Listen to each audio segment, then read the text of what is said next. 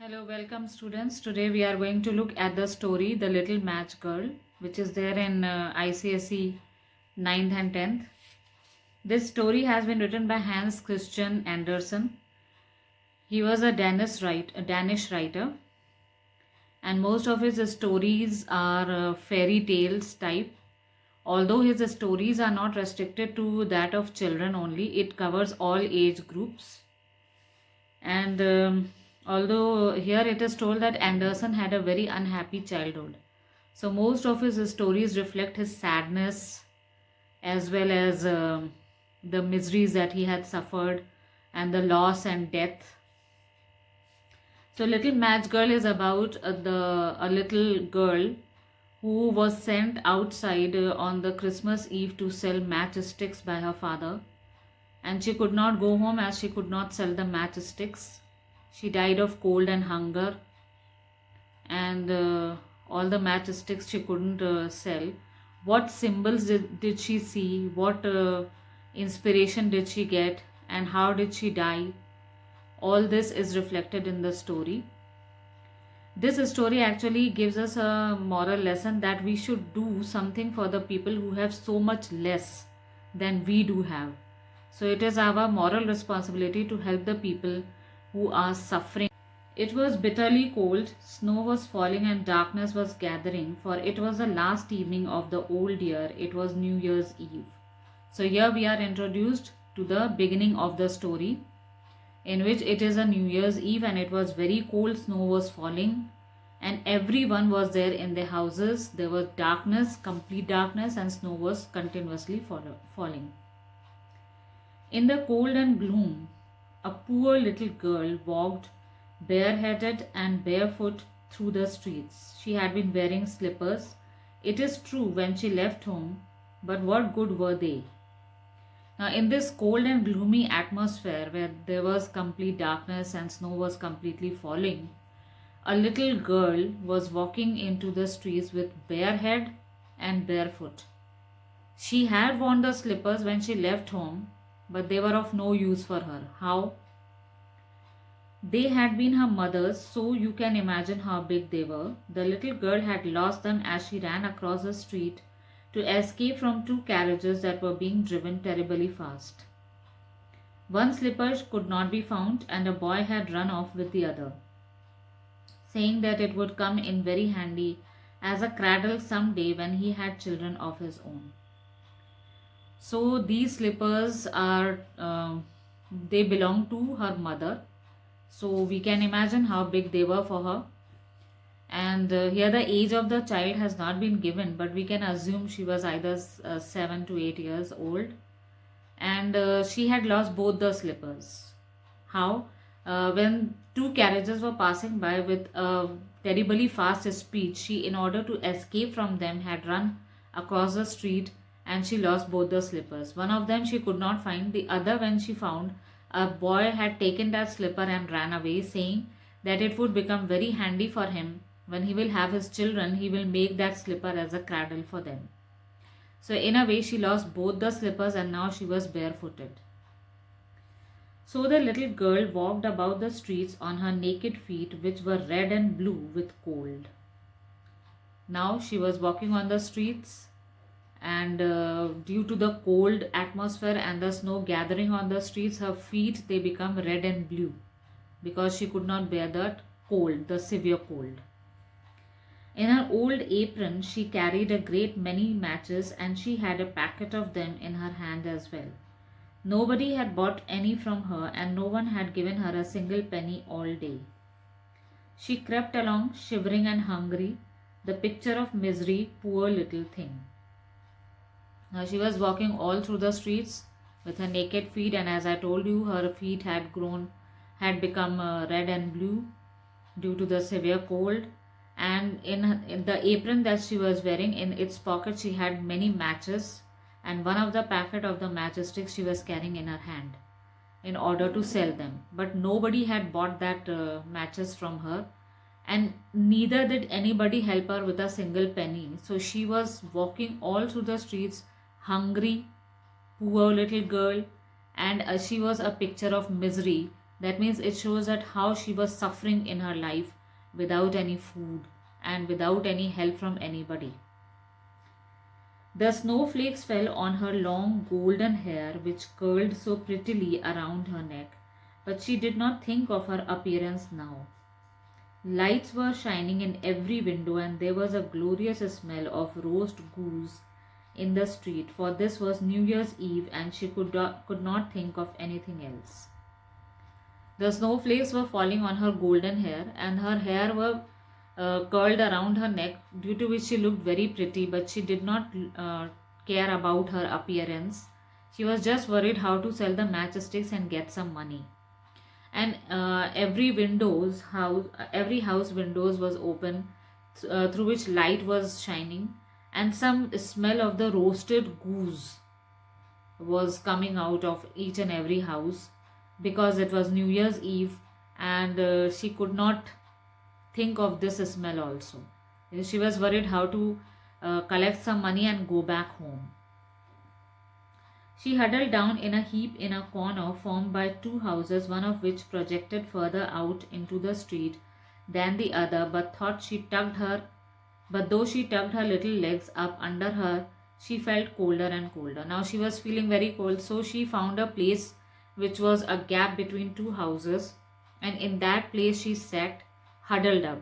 She put her two legs towards her chest, and she was sitting down in order to, you can say, van away the cold. But the more she was sitting like this, the more she was feeling colder and colder.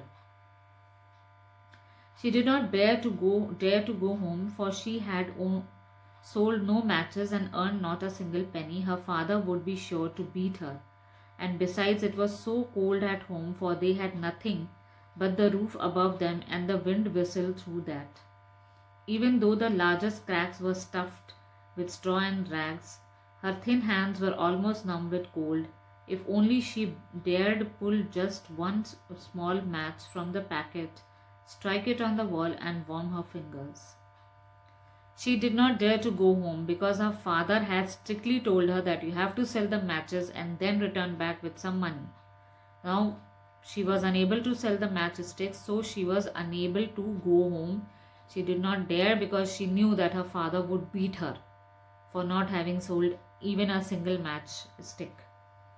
The house was a house in name only, because it had only a roof and there were no walls, and through the roof also the air used to come in.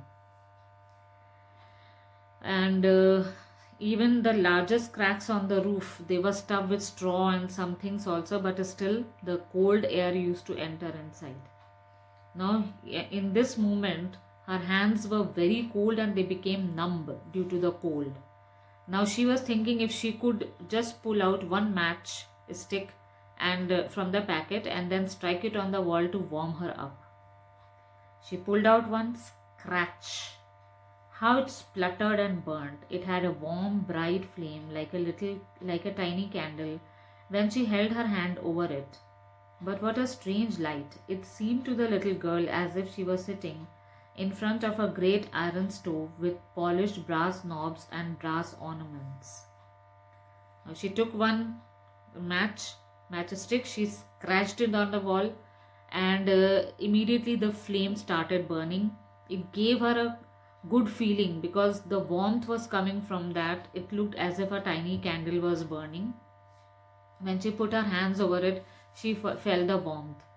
But that light was quite different for her, because in front of her she could imagine she was standing in front of a iron stove which had brass knobs and brass ornaments on it. The fire burnt so beautifully and gave out such a lovely warmth, and it seemed as if the two burners of that gas stove were burning in such a way that it gave her a quite warmth. Oh, how wonderful that was! The child had already stretched her feet to warm them too, when out went the flame. The stove vanished, and there she sat with the burnt match in her hand. Now, this was just an imagination. She tried to stretch her legs also in order to warm them. But as soon as she stretched her legs, the flame went out.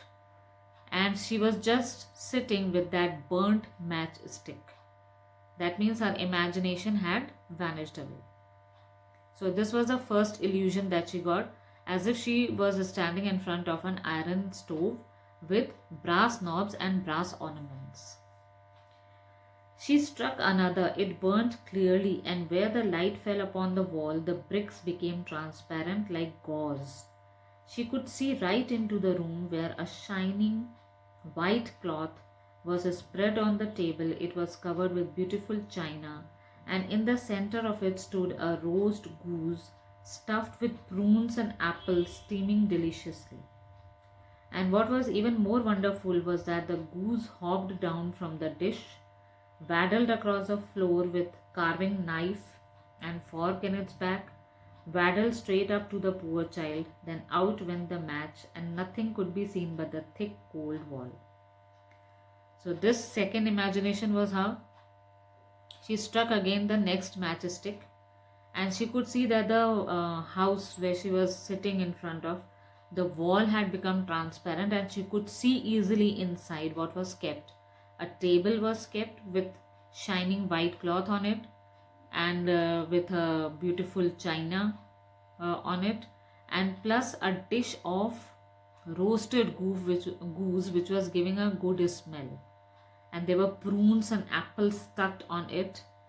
And then she could imagine that the goose stood on the table, it came out of the dish, it waddled, that means it was staggering and walking on the floor with the fork and the knife stuck on it, and the goose came close to the girl. As soon as she saw that the goose was coming closer to her, immediately the matchstick went out, or that means a flame went out. She struck another match, and suddenly she was sitting under the most beautiful Christmas tree.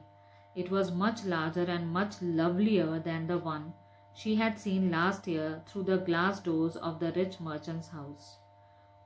1,000 candles lit up the green branches, and gaily colored balls like those in the shop windows looked down upon her. The little girl reached forward with both hands, then went out the match. The many candles on the Christmas tree rose higher and higher through the air, and she saw that they had now turned into bright stars. One of them fell, streaking the sky with light. The third time she again struck the matchstick, and then what she saw was she was sitting under a beautiful Christmas tree. It was much, much beautiful than the Christmas tree that she had seen once last year in a merchant's house. The glass doors of that merchant's house showed a Christmas tree, but this Christmas tree under which she was sitting was much beautiful than that Christmas tree which she had seen last year. She saw that 1,000 candles were lit up on the green branches of that tree, and some beautifully colored balls were hanging on each and every branch of that tree. And the little girl she took her hands and she tried to reach one of the balls with both hands, and immediately the matchstick went out. And then she saw that the candles that were hanging on that Christmas tree, they were suddenly turned into beautiful stars, and they went up. And then one of the stars fell down from the sky.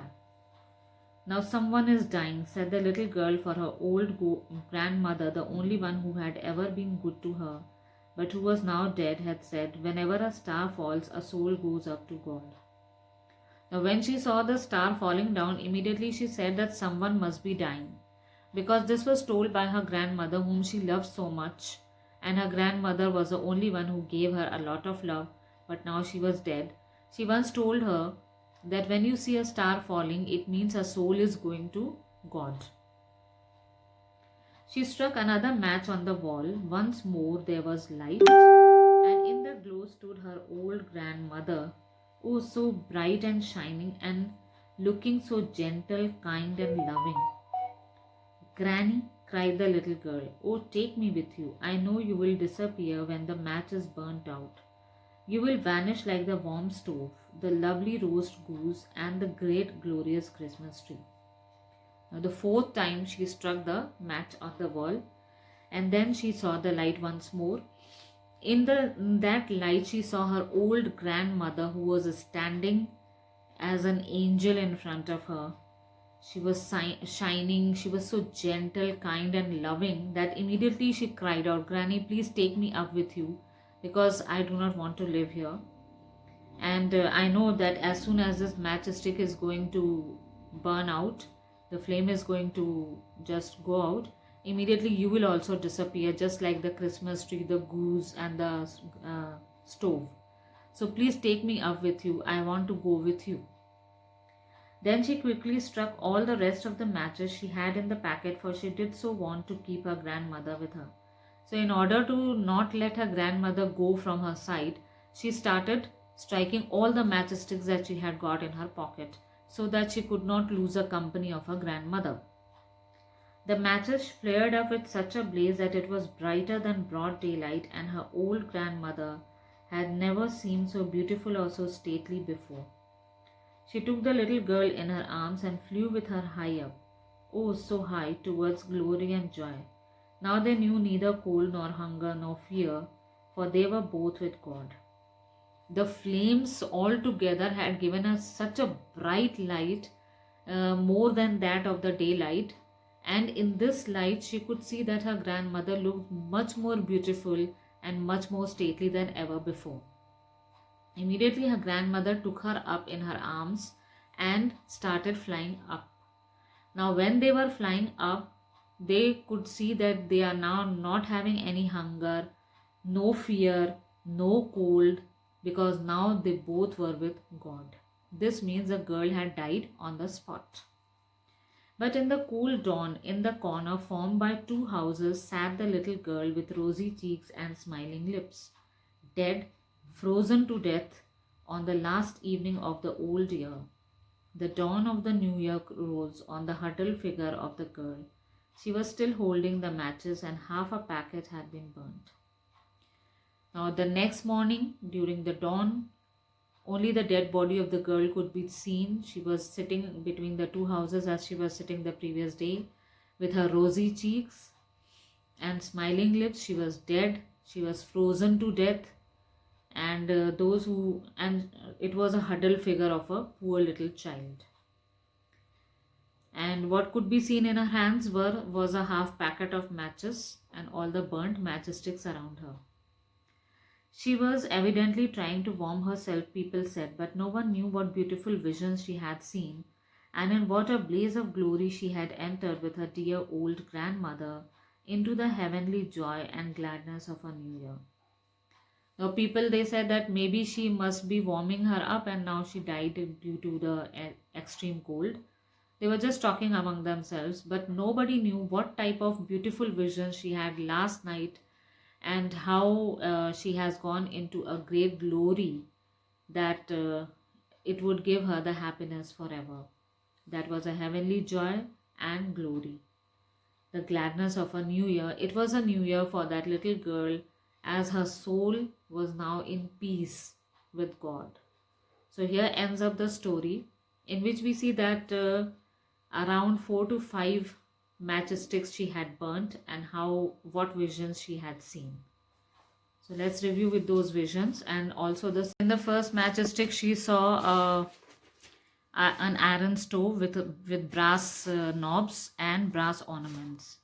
In the second matchstick, when she struck, she saw the wall of a house being transparent, and she could see a roasted goose which was coming out of the dish with the fork and knife stuck on it and coming towards her.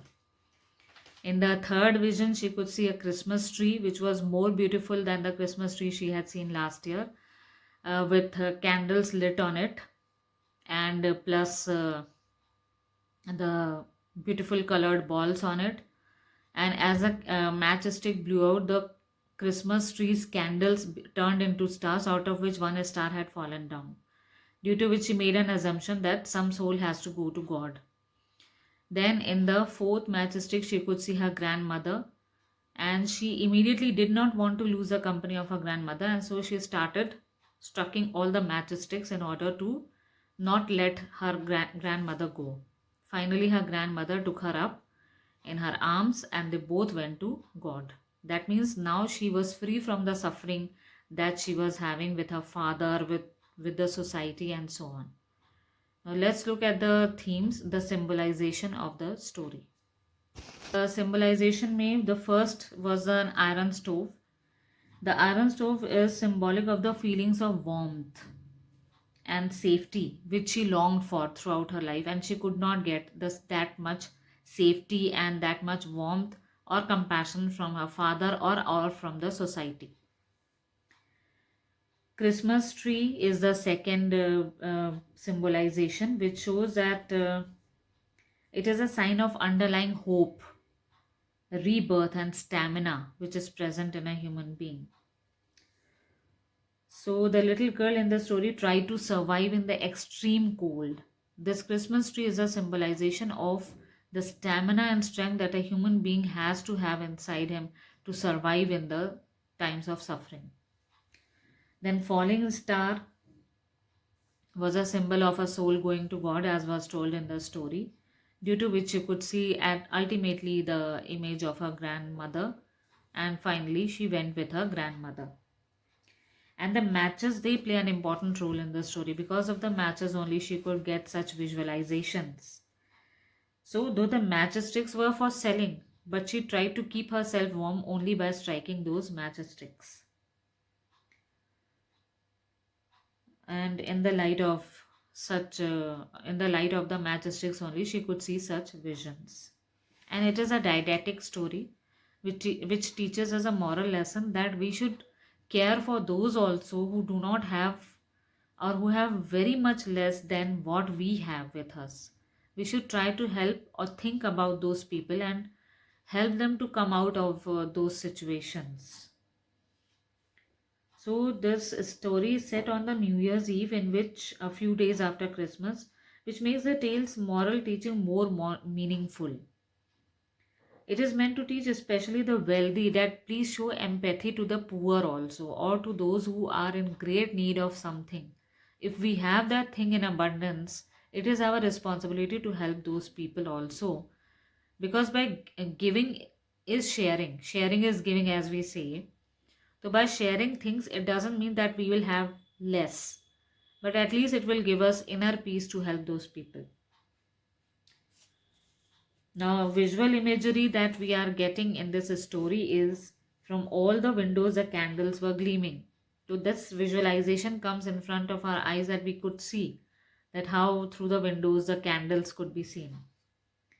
On the table was spread a snow white cloth on which a roasted goose was kept with apples and prunes stuck on it. This also gives us a good visualization of that goose. Then olfactory and gustatory may the uh, smell of the goose was coming from the houses. This also gives us an olfactory type smell.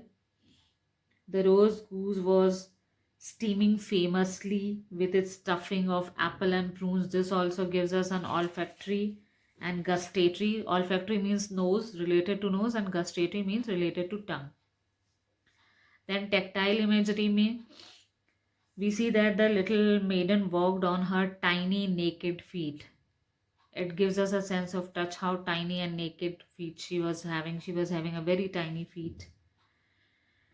Her little hands were almost numb with cold. Then it was a warm, bright flame like a candle when she struck her first matchstick.